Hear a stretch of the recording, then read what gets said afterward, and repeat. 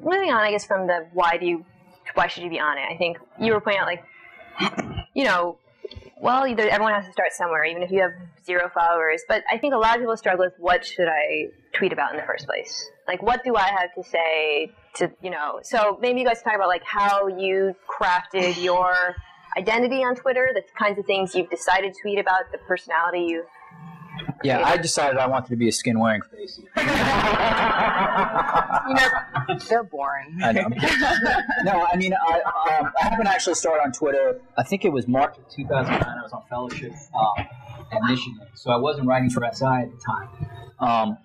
But I was really fortunate that I had a lot of 20-somethings I was working with who were on Twitter. And I actually used them as a guide. It turned out to be really, really smart on my part. And I think what you want to be is...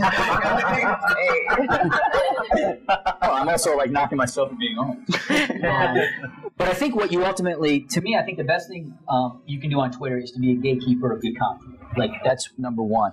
I've found that if you could push out good links, thoughtful, smart pieces, whether it's within your field or without, people are ultimately going to trust you as, well, let's call it a voice or a voice of reason. Then within that, there are things you can tweet about, whatever you do, whether you be to sports, fashion, music, food.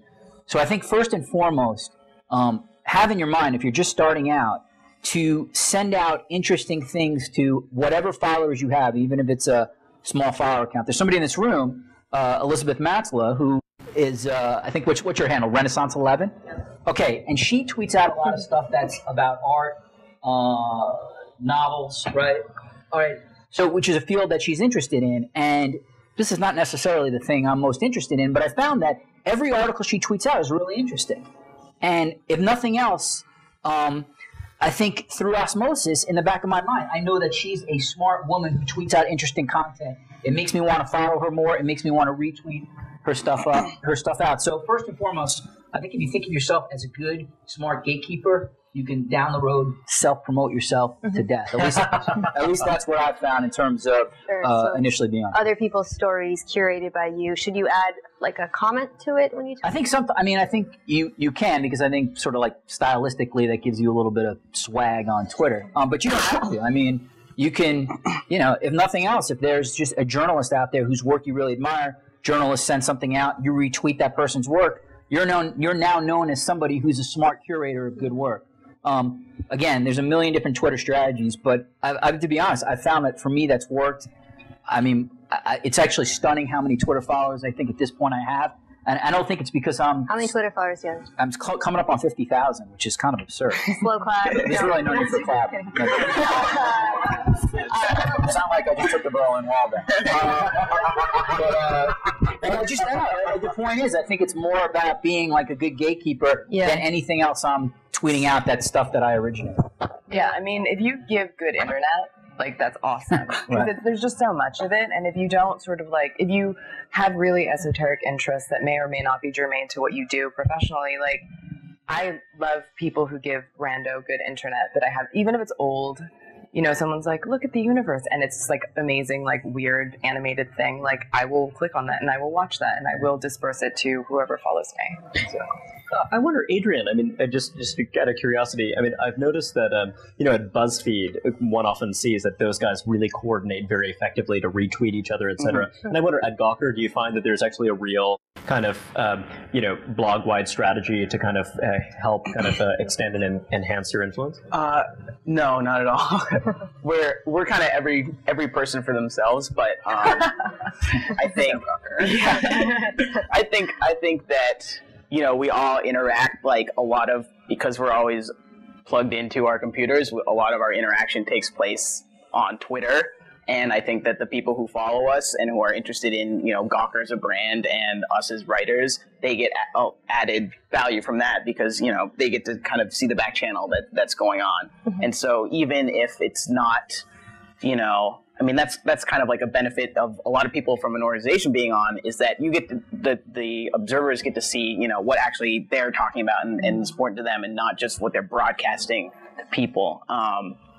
And so, yeah, I guess as far as my own strategy, I just, whenever anything comes into my head, I just will tweet it usually. I mean, that's one strategy. I think it gives you. You keep calling it strategy. Yeah. Well, you're asking for a strategy. Yeah. My strategy is to have no strategy. It's very zen. But I think that if something is interesting to you and you put it out there, people will be drawn to it or not, depending. But you just got to put it out there. And I think people are way too worried about kind of, I think presenting a good picture or some kind of social media strategy when it really should just be about putting out what you find interesting, and you can get more advanced about it, but don't think too hard about it or you're going to come off as like a robot, basically. Yeah, that's the thing. It's like Twitter is really human. So it's like for every like asshead who's like, oh my God, I ate a sandwich, cut on a bias, blah, blah, blah. Like, there's still like, I don't like the BuzzFeed strategy. I mean, no shots, but there's something so like, and Borg, step ball change. And it's like boom, boom, boom, boom. And if you follow a bunch of them, it comes out on your timeline as this glut of information that's really easy to ignore. And I think that's, maybe it works for like, human Americans, but like if you're in media or like you're Humericans. if you're in media, you're like, oh, you guys are gross monsters. You know what I mean? Right. Like it feels affected and weird. I was just going to say, the one thing that we found at Sports Illustrated, actually, we've only recently been doing it, but it's really smart, is unlike, let's say, Gawker, we now have strategies when one of our writers like joins Twitter, and we've had a couple like in the last month. There's a whole mass of us that recommend that person, and their follower count gets going pretty quick. I mean, we have some people at our place who have close to 1 million followers. So I think, like, in terms of strategy-wise, I would actually recommend organizations pool their social media forces together and help. It's sort of, you can help everybody else out by saying, hey, my colleague just joined Twitter, colleague is at this handle, and you'd be surprised at how fast you can get followers. But the way you guys do it, it's like, you guys say a snap, or like you're like, for this type of information, follow this guy who's new. I mean, that still feels like an introduction versus like every time a story or a gallery or a picture comes up, it's just like the entire organization being like, bleh. It's kind of like mix, right? Because I was going to say, I really don't like it when every single tweet in a person's feed is a retweet or at someone, or every single tweet is self-promotion. But it's all about kind of finding that mix of like, for every 3 articles I'm going to run, like, real protein, then every other one I'm going to recommend something I did or shout out someone, I feel like. So it's kind of finding a balance. I think that actually you and I, Mina, have very similar ways of using Twitter, but one thing that I would emphasize is that,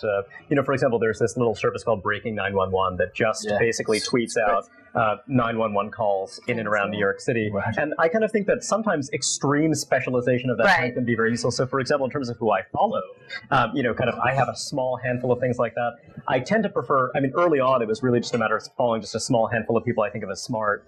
And it's actually interesting kind of when you think about kind of followers versus followed. There are people who, as Richard had mentioned, there are people who kind of don't necessarily have a ton of followers, but who have a lot of editors or kind of, curators or kind of other people who kind of go to them. And so that's kind of one way to use it. Right. And so depending on how do you want to amplify your voice. And there are other people for whom it really is a broadcast channel. And when it becomes a broadcast channel, one of the dangers is that the quality of your actual engagement in that space potentially changes. So, if you have a small number of kind of really bright people who are in your silo, who understand what you do, who care about, who are very invested in kind of what you have to say, one neat thing about that is that can be your channel, your vehicle to propagate and diffuse different ideas, etc. But then when you actually are using it as a broadcast channel, it could be that actually, gosh, irony gets lost. Many things, kind of subtleties of expression that make sense within a particular cognitive community. Wait a second, now it's open to the world. So there are people who are actually not going to catch the subtleties of what you're saying. So I think that partly, there's a little tension here, because part of what Richard is saying that, gosh, if you're working for a media organization, your goal is to extend your brand, and also the idea of it as an evolving CV, I thought was actually a very kind of rich kind of way of expressing it. That's going to lead you in one direction. And another thing, I think that kind of both Mina and I, kind of the approach we take, like, I actually almost deliberately alienate people. Like, for a long period of time, all I would do on Twitter was rap. These kind of little kind of like haiku length raps that were just kind of awful, just terrible and totally alienating. So people would think, oh, we come to you for kind of some opinion about this. Oh, wait, but then 7 raps, about what you had for breakfast, something like that. It's just like me in American Idol. Like, I'll have like 20 business tweets, and then I'll just go off on American Idol, and I always lose followers. Or right.